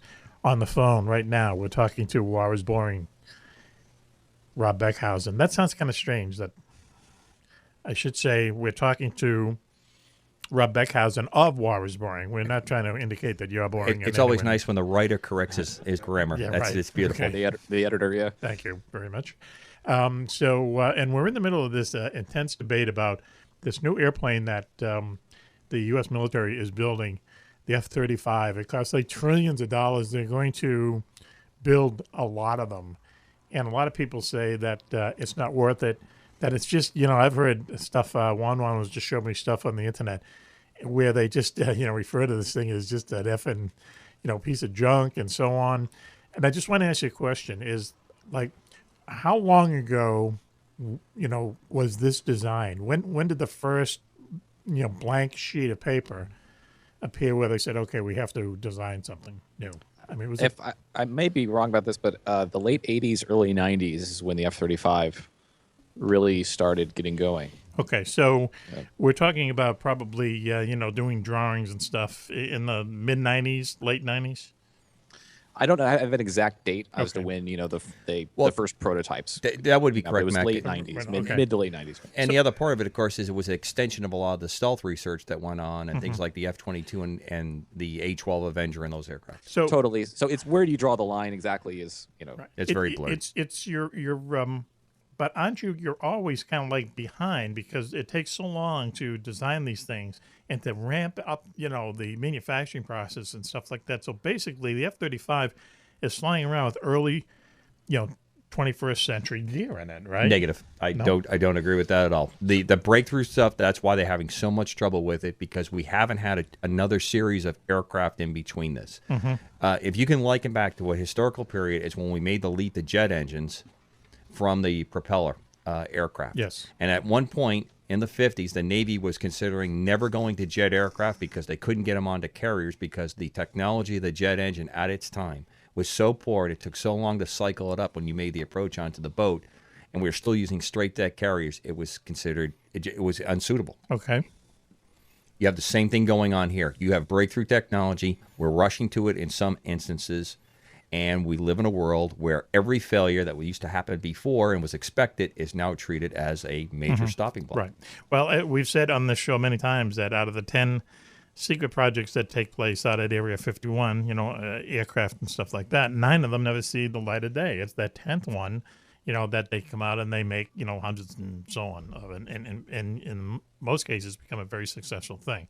There was a time back and before World War II and during World War II where you had 2 different levels of fighters. You would have kind of like lesser fighters, like the P-39 and stuff like that. It doesn't really compare to a P-51 or something like that. But these days, you got to make one, and it seems like this one, the Marines wanted for this to take off, the Navy wants it to this to defend the fleet, the Air Force wants this, and I can see where a lot of people, as we were describing before, it's like the Swiss Army knife of aircraft. And at some point, don't you just pile on just too much crap, and it takes away, one little thing takes away from everything else? That's that's my argument. So, we were talking about ground attack earlier, and I think it could evolve into a pretty good bomber, maybe pretty good ground attack aircraft.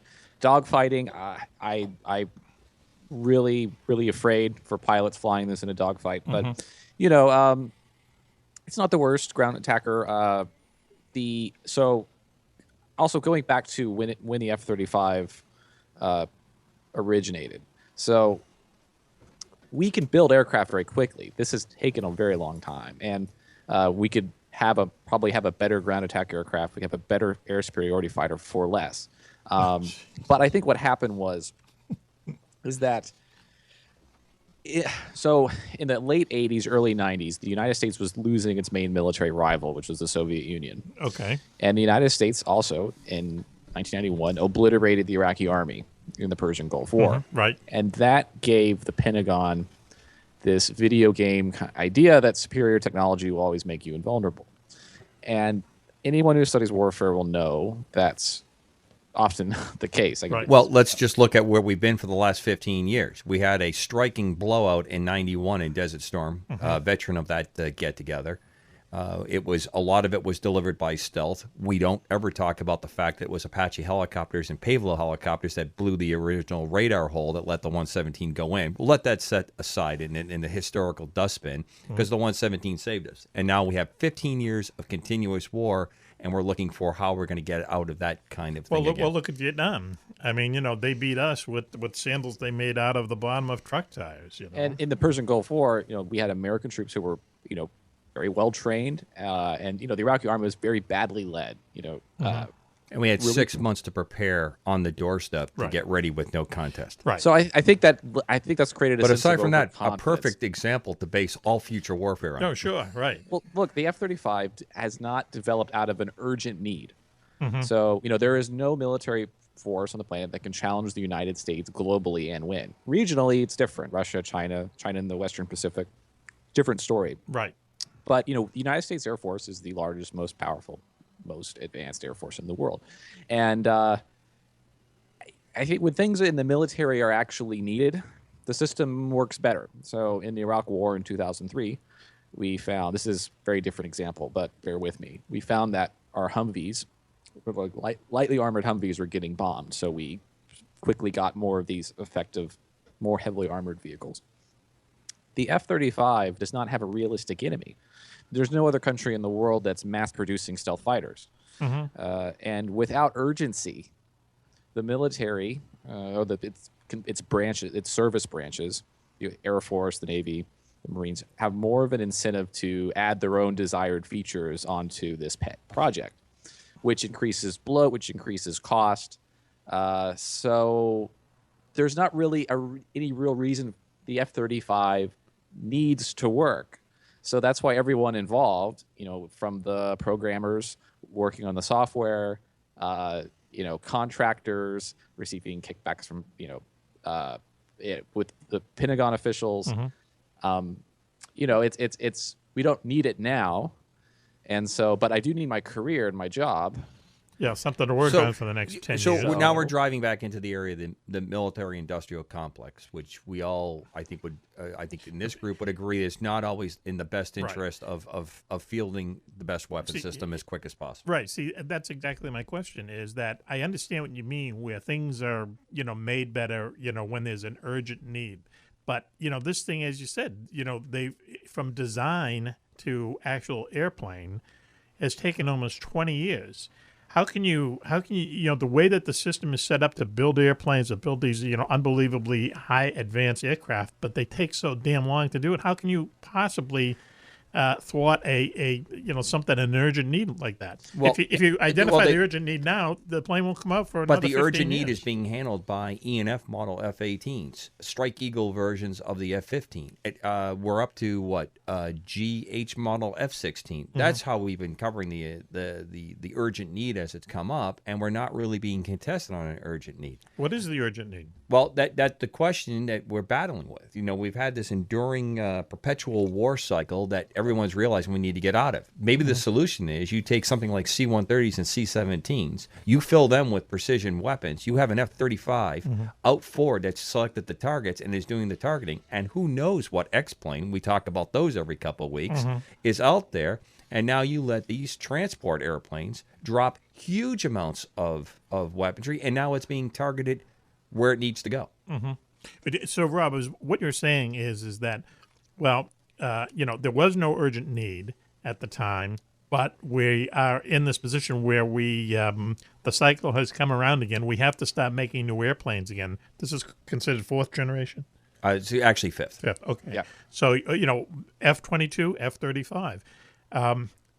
So is that what you're saying, is that, there's no real urgent need, so let's just, everyone has their say of what it carries, what it does.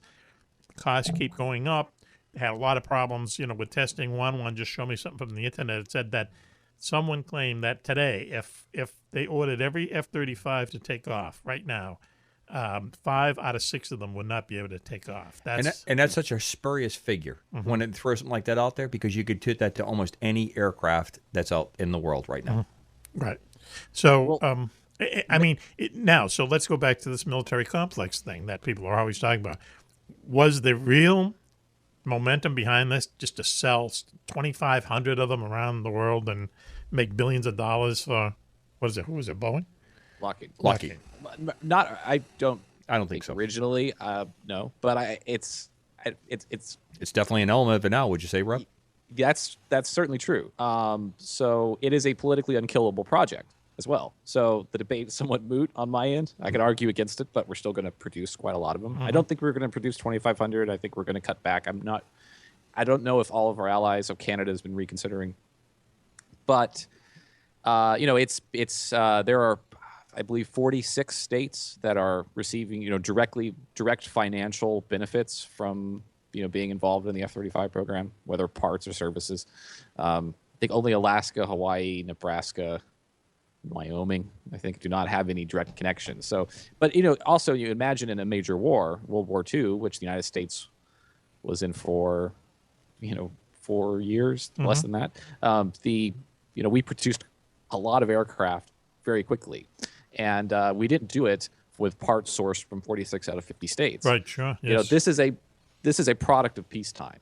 The F-35 is what I'm saying, and so its legacy is the Cold War, and the Cold War went away from it. So this is the last propellant out of that of that thinking that drove us into stealth, and the advanced technology is going to save us. Right. But it's also, I think, if I understand you right, it's also a sticky political problem. Because Well, if you're industry, you know that you don't go to 2 states to build anything. You figure out how to spread it through as much of 50 states as you possibly can. Right. I mean, that's just business. Right. It is business. But the thing is that to say, okay, we're only going to make like 500 of these things. Now, you affect so many people down the line, so many of our citizens, job-wise, that, as he says, it would be impossible to kill this thing. Certainly not completely. I can see them maybe, coming back from 2,500. But here's the question is, okay, so let's say they say, okay, we're only going to make 1,000 of these. Like they were going to do 550 F-22s, and they wound up making like 100 I think the original number is even higher. I think okay,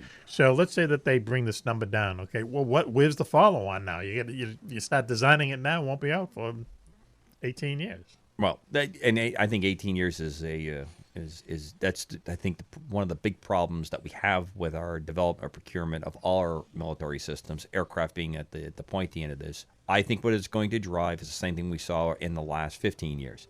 We had completely left the whole forward air control mission, which has now morphed into what we call ISR or RSTA, reconnaissance, surveillance, tracking, and targeting, target acquisition. And now what do you have? You have the rise of the unmanned aircraft. That capability has risen to prominence. You now have specialized aircraft that have been cobbled together that don't look too impressive, but what's on the inside of them. I flew one of them. That do the job. That go way on that. And now the F-35 is trying to embody a great deal of all these current mission areas that are on there.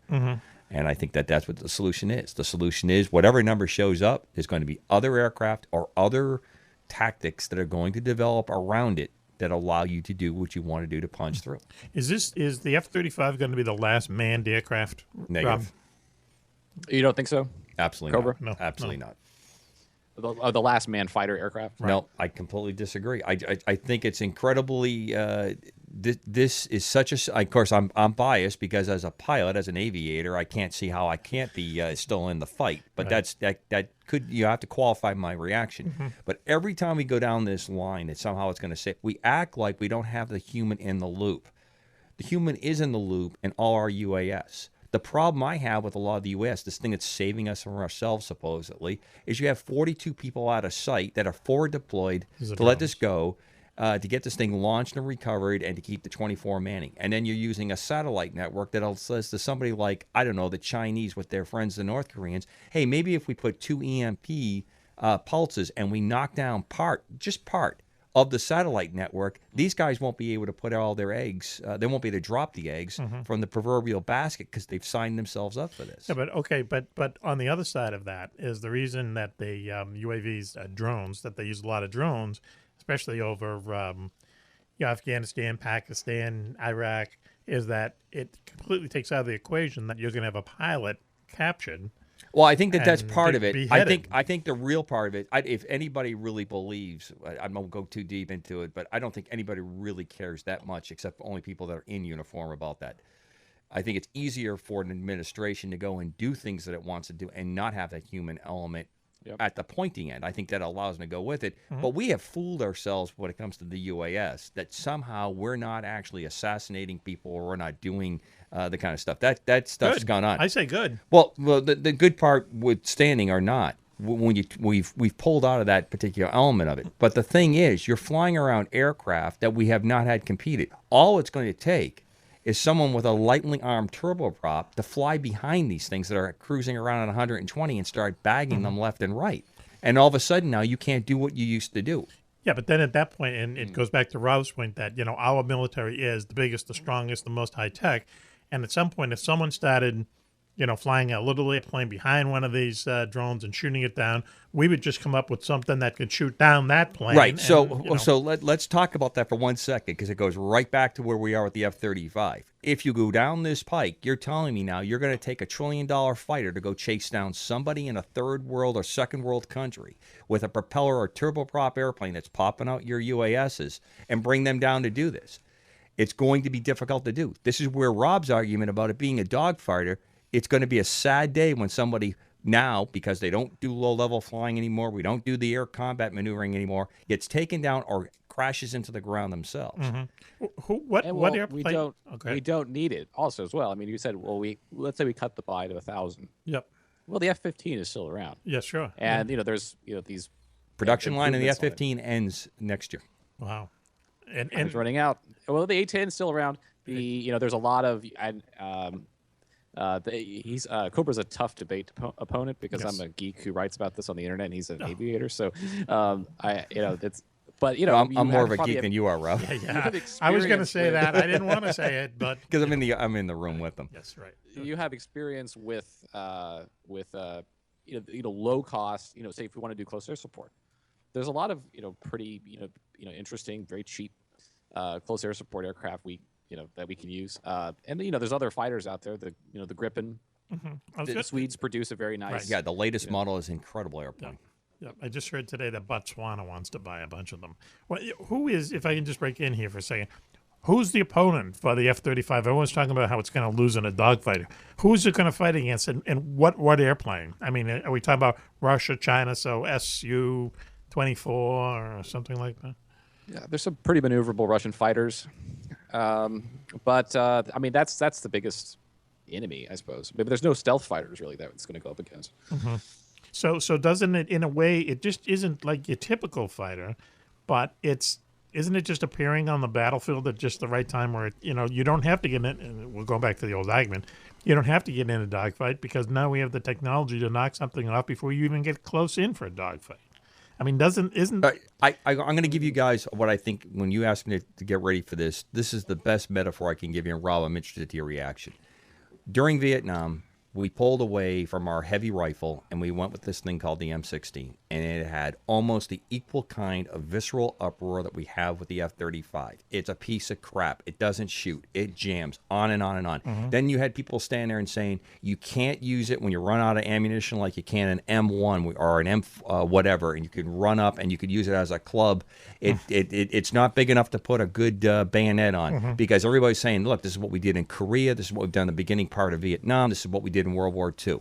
So we go through this, and what happens? Now you have an M4 version that's come out. It's probably the most prolific weapon system for the infantry, and it's gone through, and it still isn't sufficient firepower for everybody that wants to go out. So we still have M14s and other types of weapon systems that have come out. But the most prolific weapon is based on the M16 variant of this time. And it was a huge leap because we went to the clip and the way we did it. But one of the arguments that was brought out is you can't give that much firepower to the infantry because they can't be trained not to shoot all their rounds off and go do that. And you had other proponents, a much smaller group, that said the ability to put so much more firepower, although albeit a little bit less accurate, is a huge game changer. That's the same thing that's happening here, I think, with the F-35 as an extrapolated metaphor to where we are. Well, okay, so I'll concede your point. For the United States, that is true. But that is not the case for many of the countries which are buying F-35. So the Netherlands, for example. They plan to replace all of their fighter aircraft with F-35s. That's all they'll have. And so you're not going to have it's a bit of an apples to oranges comparison. I think. But it's all fruit in the bowl. Good. You're going so far. You're going well. Not only that, but they're going to be replacing their F-16s with these F-35s. But yes, these F-35s, they're very, very complicated aircraft. They're very expensive, and they're incredibly time consuming to maintain. So I guarantee you that the Dutch Air Force is going to have to... Are you saying the Dutch Air Force is cheap and lazy? Is that what you just said? I guarantee you that the Dutch Air Force is going to have to find ways to cut costs to pay for these things over decades that they're going to have them, and they're going to. Rob, I was there. I was there when the Dutch started to get the F-16. I heard exactly the same argument in the '80s that for the smaller NATO nations, this was a huge change for them and what was going to happen. And I can tell you from my own personal experience of being in different weapons schools with Dutch and Brits and the whole rest of them, it has a way that it works itself out. Now, I think that there's a definite possibility that when you get into areas like the The cost, the difference is that these packages have to come in with the flight and weapon simulators that go with it. We're going to spend a lot of our time not actually flying the aircraft, but flying the simulator. Do you think that? Do you think that it makes up for pilot training? I mean, no, I don't, Rob. But I'll tell you what my biggest concern, and I think what the F-35 is going to force us to go back to. We keep cutting back on hours, on actual flight hours, and everyone says, "Well, that's how we cut the cost." Well, the problem when you cut the cost is the maintainers aren't maintaining as much as they used to, so they can't do it in a surge. The guys and gals who lift the bombs onto the airplane don't do it as often as they used to because it's too expensive to drop bombs. And you keep going further and further down this spiral of this. And one of two things happens. You're going to get your ass handed to you, or you're going to find a cheaper alternative where you're going to have people spend maybe a couple thousand hours in a less costly airplane and then move into the F-35. Rob, let me just ask you this, okay? If this, if the F-35 is such a, S-box, okay? If it's like as bad as everyone is saying, how could all these countries around the world be fooled? I can imagine that, the defense minister from the Netherlands or whatever, he's, shown a good time by the Air Force or by Lockheed. But he's going to have to report to someone and say, this thing, does this pretty good, does this pretty good, does this pretty good. I mean, there's got to be something good about it. That are all these people, are we saying all these people who procure these, the Israelis, the Dutch, the Norwegians, I mean, how could they all be stupid? One of them.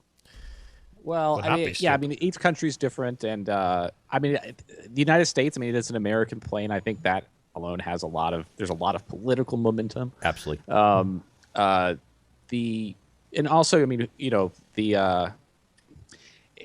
not a lot of other options because you can buy the French Rafale, the Typhoon, the Eurofighter plane. There's nothing that's coming anywhere close third, fourth generation. Right. And and some individual countries have their own, they're upgrading the F-35. Oh, so Israel has a pretty interesting version that they're going to get. They have their own domestically produced upgrades they're going to add to it. So it's I think a lot of it's political though. Right. I get a feeling that we should probably copy the Israeli model. Those guys. If you're fighting in close, theirs has a particular part, and that's one of the reasons that I think that it's going to have some capability air to air because the Israelis are not going to get into a situation where they can't defend themselves or exploit that. Rob, one last question: is the F-35 is it modular? If you know what I mean, is it a design that 5 years from now there might be some weapon system we don't even know about? It will be able to kind of attach it. It's difficult. It's possible, but there's a lot of weight issues. Rob, wouldn't you agree that it can't be anything external? Obviously they'll carry externals on it at some point and completely ruin its capability. We did that with the F-16. There's no doubt about that. But do you think that stuff, what happens though, Mac, is when you build an aircraft like this, way goes forward, then you say, okay, here's what we have for the armament compartment. Whatever you want has to fit inside there. Right. So inevitably, the electronics or the signal intelligence variant that comes out is going to fit inside there, and then we'll start doing things like sticking antennas on it and say, okay, we're going to cut away some of its stealth and go from there. Yeah, but it's pretty hard though. I think of the B-52, for instance. Started off. The whole idea was to drop these big nuclear bombs, and now there's kind of rotary launches. They can launch a whole variation of weapons and stuff like that. They've really adapted these things. How do we know the F-35 isn't going to be very adaptable in 5 or 6 years? You're going to wind up with some externals. I know the Israelis are working on some of that, and if you want to add range to this thing, you're going to need to add drop tanks and right. But look, it's a very tightly packed aircraft. They've had to cut back, so it's almost a closed system in a way. Hey, so the bottom line of this is that we could argue here for hours and days, but we're stuck with these things, right? Yeah, pretty much. Yeah. Okay. Well, stuck on your part, maybe an opportunity a little bit for my part. Okay, that sounds filthy in a way, but okay. We're going to close the debate on that. Rob Beckhausen of War is Boring, thanks very much for joining us. Actually, you're going to stick around for Operation Distant Thunder. Can you plug your website and your blog? Your company's we're blog? we're at warisboring.com, and we write about all things military. So it's one of the greatest sites on the internet. It really is. It's one of the best military reporting anywhere. It really is. You learn something different every day. It's just fascinating. We're going to take a break now, and we're going to be back with Operation Distant Thunder. So this is Mack Maloney for Mack Maloney's Military X-Files Show. For Juan-Juan, the commander, Rob Beckhauser, we're all going to be back after this. Stay tuned. Welcome back, everyone, to Mack Maloney's Military X-Files Show here on the Public Streaming Network. This is Mack Maloney. In the studio with us tonight, Commander Cobra is here. The very famous Juan-Juan is here. On the phone with us, Rob Beckhausen is here. And this is the Operation Distant Thunder portion of the show. I'm going to throw it over to the commander, who has all the latest juice about Operation Distant Thunder. Commander, it's yours. Thank you very much, Mac. Rob, thank you for your participation and letting me participate with you on the War is Boring segment. Yep. One of the things that we want to talk about, Operation Distant Thunder, the Operation Distant Thunder at gmail.com, all one word, Operation Distant Thunder at gmail.com is our linking site to people who we treated as a dead drop or a drop box for things that people want us to investigate, conspiracy things that they brought up. We're getting ready to talk about the 1930s era, possible businessman, military figure coup with the upcoming political situation. This one is pretty amazing, and I think the other part that's amazing is we're doing the research on it now. This thing is classic conspiracy. It's all over the place. You've got folks saying that how it went one way and it's gone the other. That's coming up in the next couple of weeks. Probably going to be a part of our opening when we expand the Distant Thunder radio network. But I've had a lot of contact with Vietnam-era vets, and this is the week leading into the weekend of Memorial Day. And I get a little bit choked up when I talk about this because Memorial Day has become probably one of the toughest holidays for me to get through. Yeah, it is. Because as time has gone by, when it was parades and as a kid and barbecues, I spent one of the most critical Memorial Days I spent in Iraq. And I had landed the plane at Sather Airfield, which was part of Victory Base at Baghdad. And while I'm running around, and the guy that I'm supposed to pick up and do this mission with is late, and it's hot, and it's a nasty day. Two medevac Blackhawks come in, and they land, and they are taking a heck of a long time. They're on the ramp. My little airplane's getting bounced around on the ramp, and I'm getting a little bit perturbed with them because of how long they're running their aircraft. And it just seems like, come on, guys, do what you have to do and let's go type thing. And then as I come out of one of the porta-johns, I see it and I realize how absolutely insignificant I really am. What had happened was we had a casualty and was someone that was killed in action. And they were setting it up properly to cover the body on the litter with the flag. And the guys and gals that worked at the medevac station, they were there at the hospital. And they did one of the most impressive ceremonies of taking this person from the aircraft to the folks that were going to receive it. And I'm telling you, I had tears in my eyes then. They're coming back now as I think about it. And it really fused me what Memorial Day is. And these Vietnam-era vets that have been contacting me, that are listening to the show, one of them was very funny how he described it. I have an enlarged prostate. I'm up all the time now. I love this internet thing. I don't understand how it works. I found your show, and it's a great mix of humor and stuff that's going on.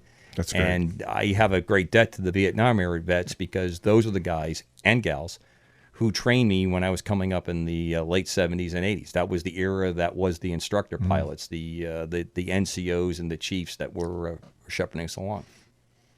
Wow.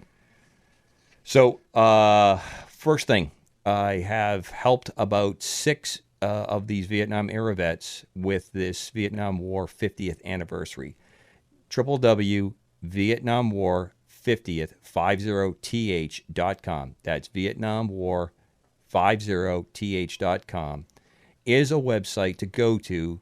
There is a commemorative pin and a certificate for everyone that was a Vietnam War era veteran.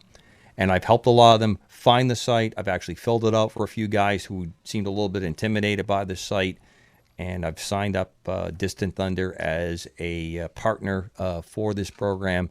And I want everyone that knows a Vietnam vet, that is one that listens to the show of that era, to sign up and get some of the rightfully owed and probably much, much overdue, because if anybody out of one group didn't get a lot of respect coming back, even the Korean War vets were not looked upon, and that was a pretty messy situation as well. But Vietnam had a certain, you got caught up in a certain social, political sphere that definitely detracted from our veterans. Give me the website again, Randy. That website is www.vietnamwar, all one word, no spaces. The number is 50th.com. And if you just put into a Google type search engine right off the bat and say Vietnam War 50th, you'll see this site come up. Okay. Okay, so that is, I have a couple hellos. One is to Jimmy, Jimi, who contacted me, and I helped hook up with the site, and we started a correspondence. I have a great friend that I've made who just sent me a newsletter from his group, the C7 organization. The C7 was the Caribou airplane that they flew on, and he gave us some tips on some very interesting missions that they did and things that he was involved in on the periphery. So, Roger, I say hello, and I'd like to recognize they took the time to send to me Mr. Harold Myers, Sr., who passed away not too long ago. He was a flight engineer on the C7 in the 537th Tactical Air Support Squadron, which has a dear part in my heart because I was a member of the 601st Tactical Air Support Squadron in Germany in 66. And I think it's a absolutely phenomenal thing that these guys are honoring me with by even taking the time to write me and ask me and give me some good stuff on the show. Yeah, it has been. Yeah. It's been a big part, and I think it's critical to link Vietnam era guys with the generation that's coming up now, because they have about the same displacement in time as I did as a young guy going up with guys in World War II. And that's where you. It's almost like they never heard of it. It definitely is not a totally prevalent part going on. Right. So no draft, no nothing. Rob, I want to ask you one question. Have you guys been tracking at War is Boring anything about the K9 military guys who've been trying to get their dogs when their dogs are retired or when they leave the military, and how they've been overlooked, and the dogs have been the regulation or the policy is that you're supposed to have the first opportunity to adopt your dog. And a number of guys have not been able to get it, and they found out their dogs have been actually adopted. They were put up for adoption and taken by other people. And not that anything looks like any kind of miscare to these dogs at all. It's a fairly well-vetted program.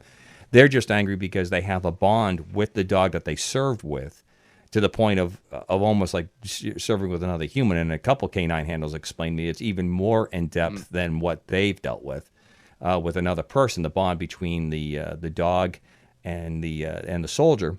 I thought it was built into the process that the soldier would have the first shot at it. It's supposed to be. And this one guy, he's actually working pretty hard trying to get his dog, which has been released and adopted by a civilian family in North Carolina. And he was offered a therapy dog, and he says, I can't even entertain thinking of another dog. His dog is, there's some legislation that's been introduced in the House to get this corrected and straightened out.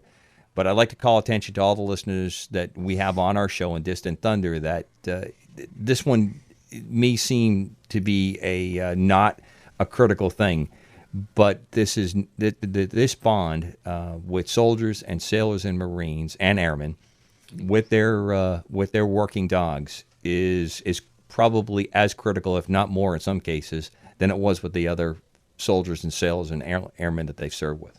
So at War is Boring, we did a story in December about it was specialists Andrew Brown and Rocky. There was the 226 Military Police Detachment, and we haven't done a story on it since. I would really like to. So if actually our contact information, we really do depend on our sources, and our readers. So if you go to warisboring.com, you can find contact information for us. Also for Vietnam, we like to do Vietnam's articles about Vietnam, so people who do want to share their stories, like to provide a platform.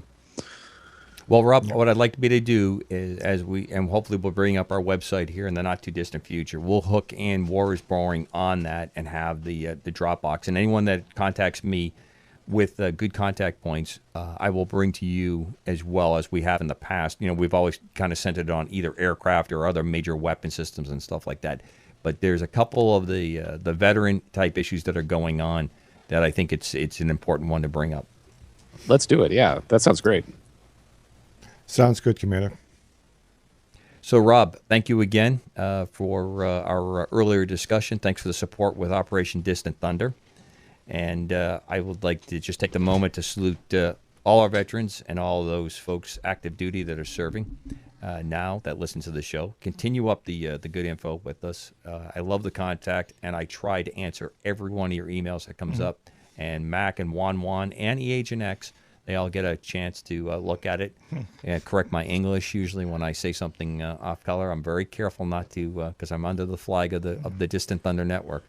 I'd love to see Agent X get a hold of some of those letters. It's an inside joke, folks. Rob, thanks for joining us, and it's now time to end the show, believe it or not, if our math is right. Thank you for everyone listening. Thanks, Rob Beckhausen. Thanks to Switchblade Steve Ward up in Michigan. And thanks to all listeners. And we'll be back in a couple weeks. And your friend is going to be on the show, Rob Beckhausen. Benedetta Argentieri is going to be joining us in 2 weeks. Back from the war. So back from the war. That'd be Literally very back from the war. She was embedded with the Kurds, and she's going to be on our show in a couple weeks. So until then, we'll have a repeat next week. But until our next new show in a couple weeks, this is Mack Maloney for Juan-Juan. See you later, Mac. See you later, everybody. And the commander. Good night. And thank you for joining us. We'll see you in 2 weeks. Until then, be safe, be happy, and bye-bye. Cheers. Cheers. There are so many reasons to celebrate. With over 8,000 wines, 3,000 spirits, and 2,500 beers to choose from, Total Wine & More has the perfect one for you and your best friends and your coworkers and your siblings and your partner and your neighbors and even your parents. Happy celebrating. Cheers from your friends at Total Wine & More. To raise a glass, to make a toast, to just say cheers. You're going to need supplies. Total Wine & More is your holiday headquarters for everything you need to plan the perfect celebration. With new Bottle Buster deals every week and expert staff to help, Total Wine & More makes it easy. This week, get an extra special price on 750 milliliter Kendall Jackson Chardonnay. Find more details at TotalWine.com. Total Wine & More, your holiday headquarters for gifting and entertaining. See store for details.